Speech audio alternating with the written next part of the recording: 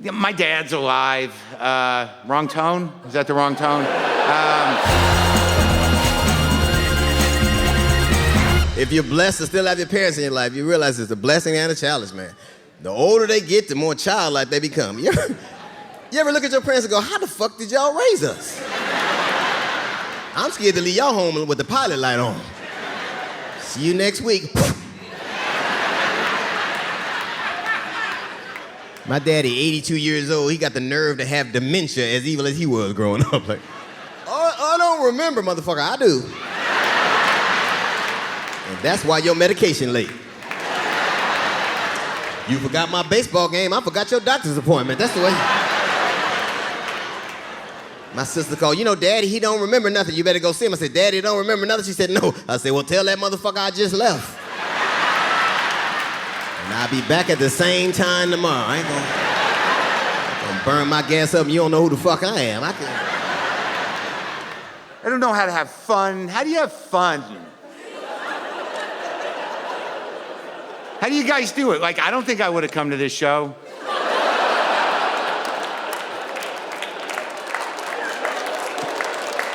Like, if Marc Maron's playing, I'm like, no. I like him, but like, I got to go down to I don't know. And I think it's genetic, really. Like, my dad's alive. Wrong tone? Is that the wrong tone?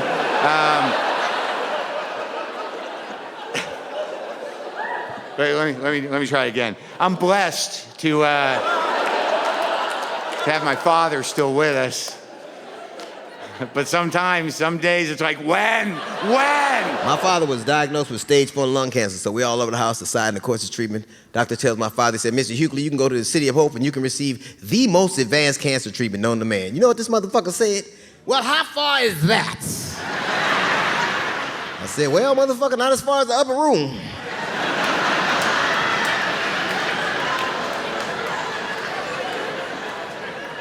Get in the car, you ain't gonna remember it no goddamn way, that's it. Father had cancer, my mother had a stroke, and my sister and mother had fought so much about my father, they got restraining orders on each other. My mother has a stroke and an ambulance come to pick her up, my sister can't even ride with her. She gotta follow 1,000 feet behind.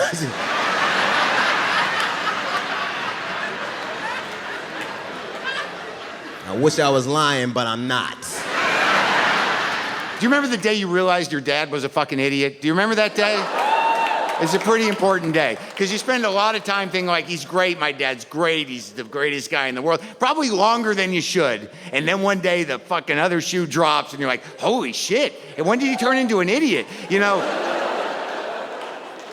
Like, my father used to be a doctor and he screwed that up somehow, but he was a bright man and he did his job and I was very impressed with him, and I don't know, something went wrong.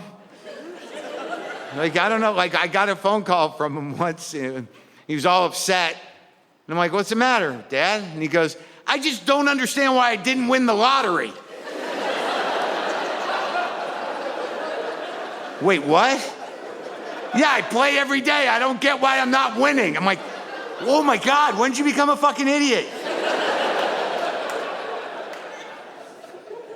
Like, I said to him just to feel him out, I'm like, so what would you do, Dad, if you won the lottery? And he just immediately goes, well, I'd do everything I wanted to do. I would do everything I want to do. And I go, like what? And there's a beat and he goes, yeah, you're right.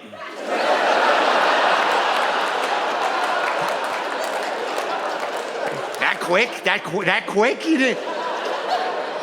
So like, it's genetic and I don't want, like, I'm already there. That's it. Nothing, can't do nothing. Remember the evil shit our parents used to do to us, send you to the store to buy shit that's illegal for a child to purchase? Go down to that store, give me a fifth of gin and a pack of cigarettes. I'm 3, they ain't gonna let me have that. Take this note. And they'll give it to you too. You riding home on a big wheel with liquor and cigarettes.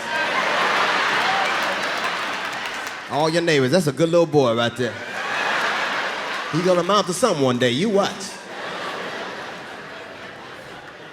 Remember you had the screen door with the screen torn out? And you used to get in trouble for just running through the screen door? Bring your ass back in this house. You open that door and walk outside like you got some sense.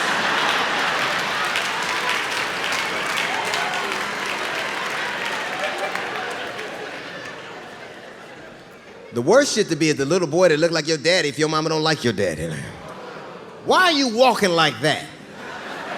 You look just like your goddamn daddy. Hassan Bhai, come home. Dad had a heart attack. Hey, idiot, pick up your phone. I need you. Dad had a heart attack.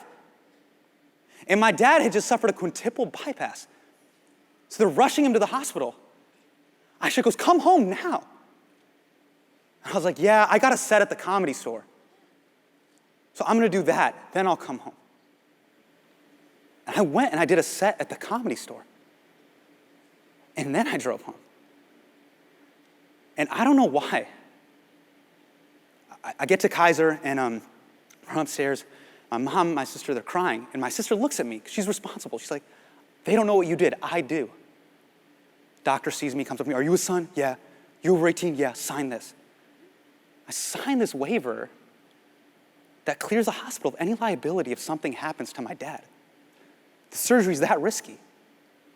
And I'm signing this piece of paper and I'm looking at him. And I feel like I'm signing a death certificate. His body temperature is so low that he looks blue.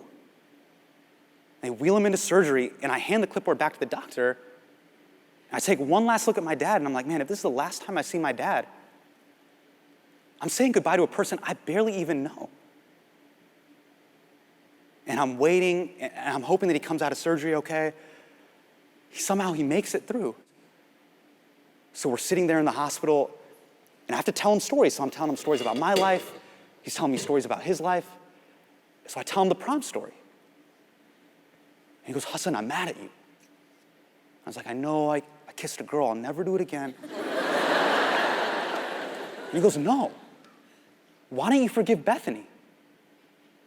Tumne se kyun kiya? I couldn't understand. He wanted to be the bigger person again. And I was like, why? He goes, come on, Hassan. You know when I first immigrated to this country in 1982? Everything I saw on TV, I thought if I let you go to a school dance, you would join a gang, get a girl pregnant, and become a drug dealer all in one night. So I wanted to protect you. And her family, they saw stuff on TV about us. They wanted to protect their daughter. You're afraid of me, she's afraid of them. Everybody's afraid of everybody. But Hassan, himmat honi chahiye, bhai. Himmat honi chahiye. और तुम्हारा हिम्मत डरने से ज्यादा होनी चाहिए हसन हिम्मत होनी चाहिए भाई हिम्मत होनी चाहिए Hassan, you have to be brave. And your courage to do what's right has to be greater than your fear of getting hurt. So Hassan, be brave. Hassan, be brave.